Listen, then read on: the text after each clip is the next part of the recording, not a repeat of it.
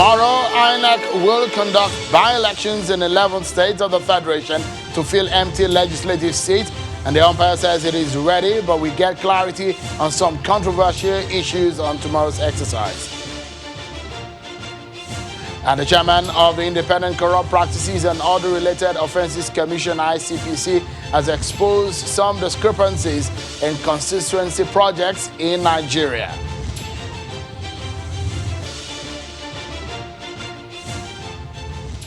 Hello everyone, and welcome to Politics Today, live on Channels Television. I'm Sean Kimbalwe in Lagos. Let's begin by telling you that the Independent Corrupt Practices and Other Related Offences Commission, ICPC, has exposed some of the ills in the delivery of constituency and executive projects in the country.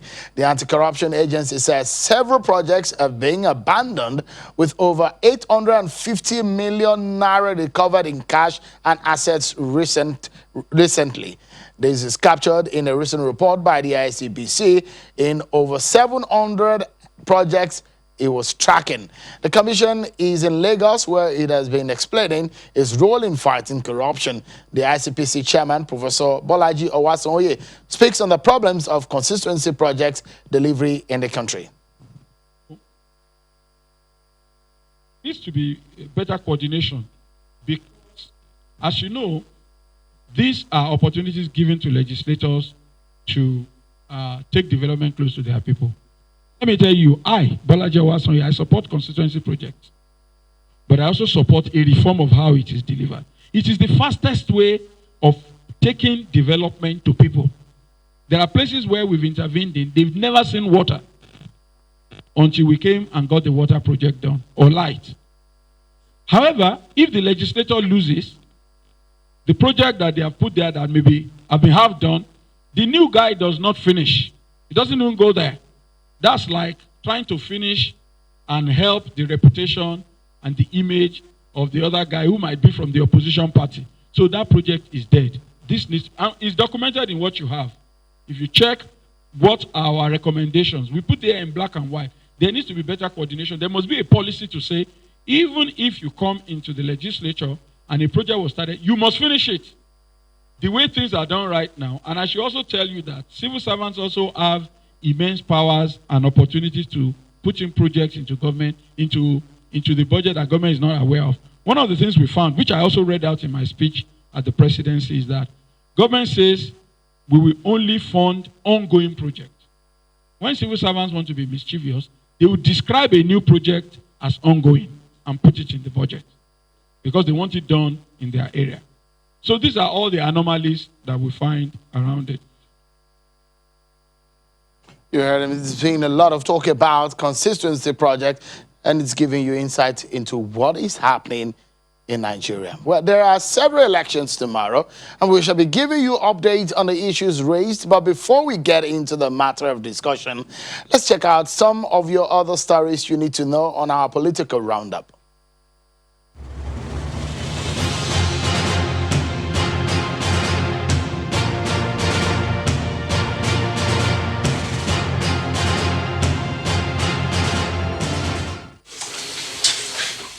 The Independent National Electoral Commission, Inec, in Lagos State said it has received and dispatched sensitive materials for Saturday's Lagos East Senatorial and Koshofe Constituency 2 House of Assembly by-elections. Inec Resident Electoral Commissioner Mr. Sam Olumekun today said that the materials were received and dispatched in the full glare of the political parties' representatives and security agencies to ensure transparency. Senatorial districts. A federal high court in Abuja has ordered the remand of the former chairman of the defunct Pension Reform Task Team, Abdulrasheed Maina, in prison custody until the end of his trial. The order for Maina's remand is coming barely 24 hours after his trial on a 12-count money laundering charge commenced at the High Court. He was arrested in Niamey, Niger Republic, and extradited to the country by the Interpol. The former pension reforms boss jumped bail in September the 29th, 2020, and refused to appear for his trial. The Forum of Chairmen of State's Independent Electoral Commission has criticized Mr. Mike Guinea, an Inec National Commissioner, over a recent comment describing local government elections as organized fraud. Addressing a news conference in Abuja, chairman of the forum notes that the comment is a deliberate digression from addressing the challenges facing the state's independent electoral commissions. Second, takes exception to such careless, unreasonable, and unguarded statements by Mr. Mike Guinea, and therefore calls for an unreserved apology to Fosecon and a formal retraction of his statement.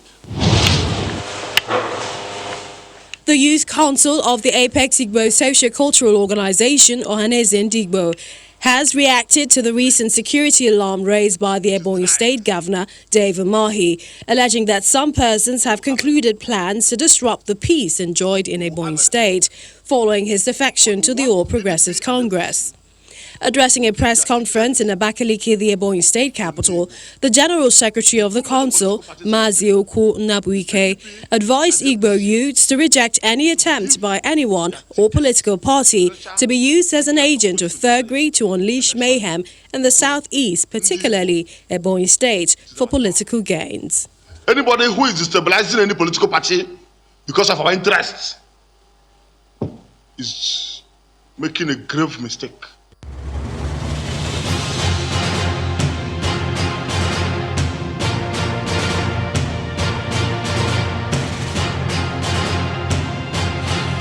Well, tomorrow, December the 5th, 2020, the Independent National Electoral Commission, Inec, will go to the polls in 11 states of the Federation to conduct by-elections to fill empty legislative seats. The elections will be in 36 local councils and 7,702 polling units. Meanwhile, in Lagos State, one of the centers in the country, the police has announced restriction of movement for the Lagos East Senatorial District by-election. The police says that there will be no vehicular and pedestrian movement allowed in and out of the affected local government areas during the elections, except for those on election duties, essential services, and accredited domestic and foreign election observers. The police is saying that this is in a bid to have free and fair and credible by-elections into the Lagos East Senatorial and Koshofe 2 constituency Lagos State House of Assembly seat. The Lagos State Police Command has declared restriction of movement between 6 a.m. and 6 p.m. on Saturday, 5th December 2020. Meanwhile, in some other states like Imo, it appears there is some apprehension over some conflicting court cases or judgment. Well, first was in an appeal court sitting in Owerri, the state capital, which disqualified Senator Ifeanyi Ararume as the candidate of the All Progressives Congress. The court also directed the Independent National Electoral Commission, INEC, to immediately replace Ararume's name with Mr. Frank Ebezim as the authentic candidate of the APC in the election. Delivering the judgment, the five-man panel noted that the November 6 judgment of the Federal High Court in Owerri, which earlier declared Ararume as the authentic candidate, had no jurisdiction under the law to entertain the matter. Meanwhile, a Federal High Court in Abuja has disqualified Mr. Ebezim as the candidate of the APC in the Imo North senatorial by-election. Justice Inyang Ekwo, in a judgment today, disqualified Ebezim from contesting the election on the grounds that he made false statements, declarations in the affidavit, and documents he submitted to the APC and INEC.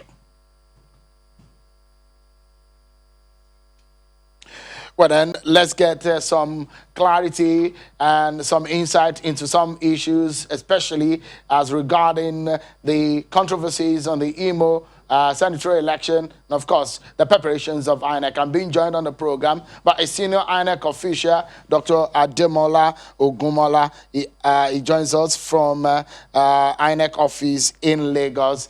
Mr. Dr. Ogunmola, thank you so much for joining us.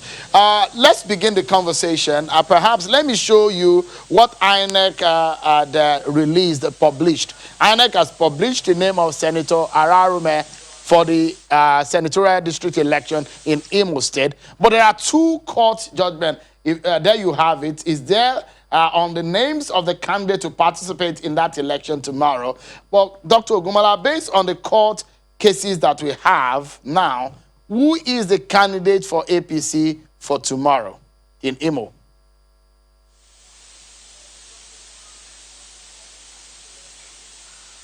Well, thank you very much. As it is customary in Inec, we obey court judgments. And in the case of Imo North senatorial election, there are a lot of cases that have been taken to the courts, and we will rely on the judgment of the court to take a final position. But as of now, what is important for us is to include the logo of the political party to which these people belong on the ballot paper, because generally the votes belong to the party. So for now, we don't foresee any problem in that, because at the end of the day, a final pronouncement will be made by the courts, and then Inec will be able to determine the candidates of the party whose logo is on the ballot paper. Has Inec been served some of these court orders?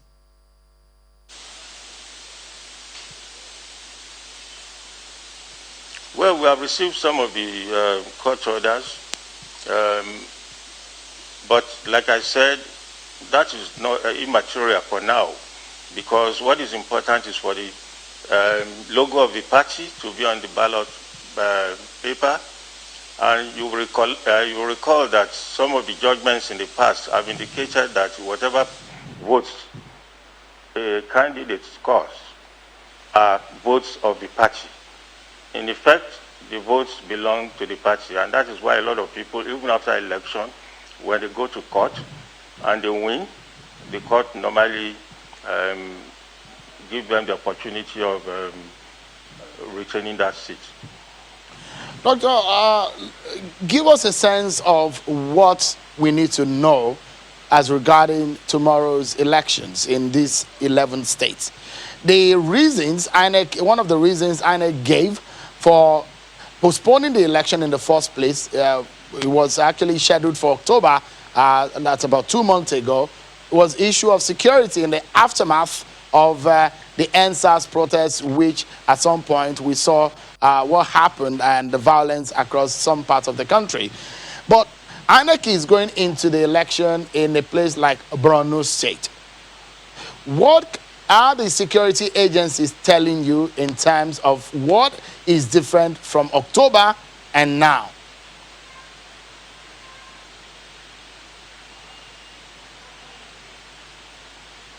Thank you very much. You recollect that we initially rescheduled elections for the 31st of October, but unfortunately, because of the NSAS issue, we had to shift the election.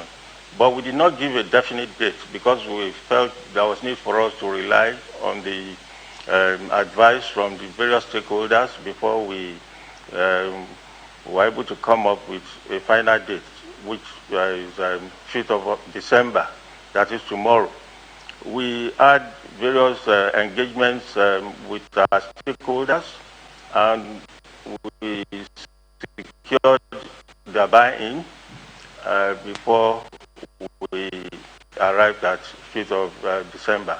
In fact, the security agencies gave us assurance that there's not going to be any problem having the election tomorrow.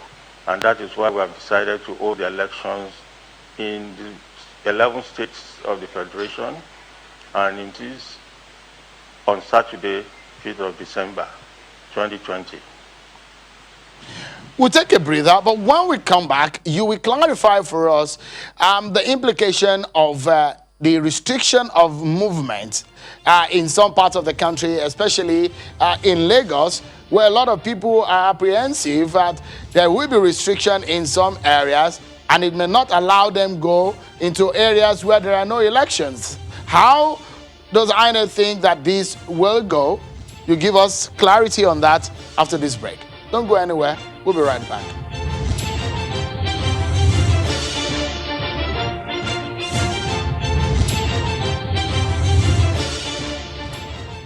Thank you so much, everyone, for staying with us. We're looking at the preparations of Inec ahead of the by-elections in 11 states of the Federation tomorrow. Dr. Adekunle Ogumola, Inec National Commissioner, who has been speaking with us from Yaba, the Inec office there in Lagos. Thank you so much, Doctor, for talking to us tonight. Let's get some clarification. What can you tell us from some of the stories we are hearing about violence in some states, like Bauchi, for example? Are you hearing anything from the on the ground from Bauchi?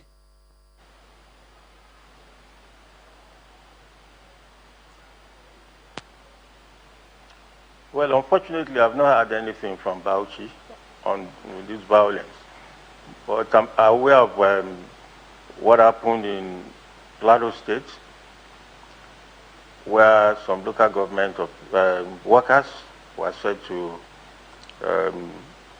be on protest yesterday, but by today it has subsided, and they've given a go-ahead for INEC to conduct the elections. Okay, give us a sense of what to expect tomorrow. Will INEC be asking, in conjunction with the security agencies, for restriction of movement in the areas where elections will be conducted tomorrow?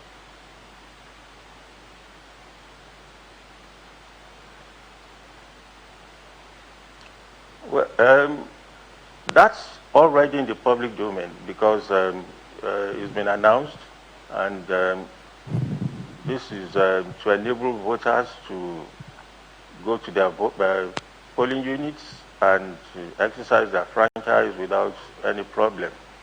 We all know that if there are no restrictions, the traffic situation can prevent some people from getting to their polling units. But we want to ensure that a lot of people are encouraged to come out and exercise their franchise, so that they'll be able to bring about improvements in the democratic process in Nigeria. But how will this look like, or pan out, or how will that arrangement go tomorrow? For example, in Lagos, where you have in the Lagos East senatorial election, there are 5 local government areas that are sprinkled around the heart of the city of Lagos. It means then that those who are living perhaps on some part of Victoria Island, who have businesses to do on some part of the mainland, may not be able to cross, because there's some local governments that are in between their residents and their business areas on the mainland. What do you think will pan out? It does look like there's going to be a shutdown of business activities tomorrow.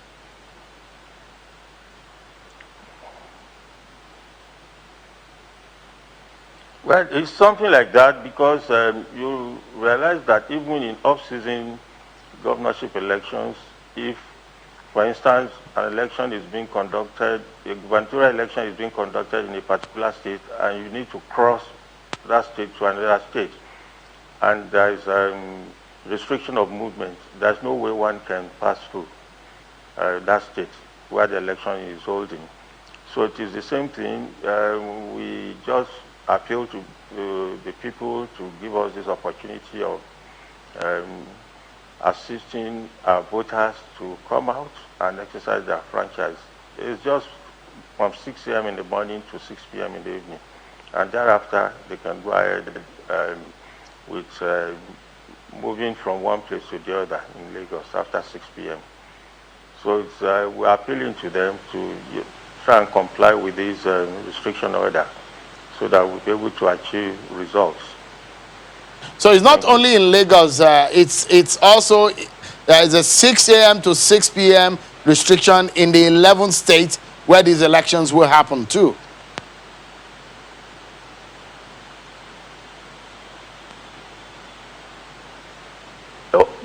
Yes. Yes, Okay. it will happen in the 11 states of the Federation. but you see it is localized in some of the states.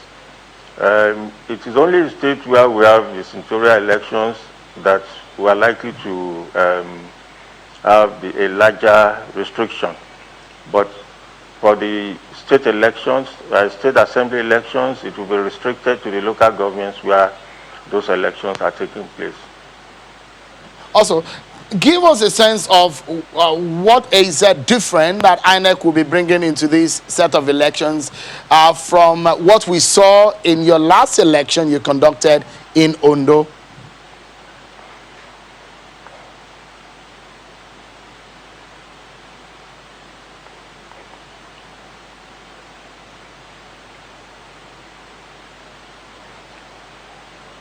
Well, I didn't get the last part of your question, but the earlier part, I know you are asking about the difference that INEC will bring, what additional things we are going to bring into this election. I want to say that, as is customary with INEC, we build on the successes that we have recorded in the past to get a better election in subsequent elections. The imperfections that we have observed in Ondo State, we have factored them into the preparations for these by-elections. For example, we know that people for some time now have not been observing the protocol, COVID-19 protocol, and we want to make sure it is enforced. Quite apart from the fact that the issue of some late arrival to polling units in some places will be avoided this time around, because we have perfected our arrangements so that come Saturday, 5th December, we'll give Nigerians a very good election. We have already raised the bar, and we have no intention of going below the bar. All we can do is to further improve on the stage we have reached now. So to wrap up now, you are still going to make use of the Z-pad. COVID-19 protocols are still going. It's still a case of no face mask, no voting, and the COVID-19 protocols are still going to be observed. Are you going to still use the Z-pad? Yes. To wrap up, give us that information, please.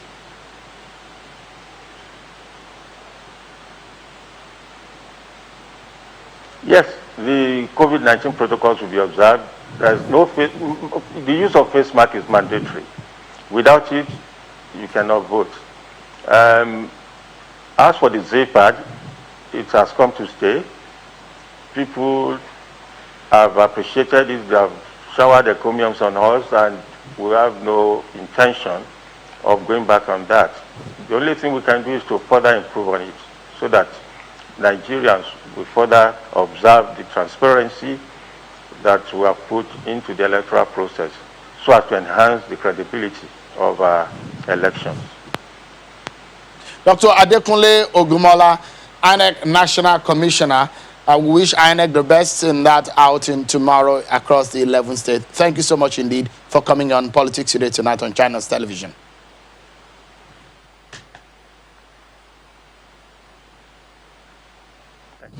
Well, that's it. The conversation with the INEC senior official about tomorrow's election, and that's how we drew the curtains of the program tonight. Thank you so much, everyone, for watching. I'm Sean Kimale. Bye for now.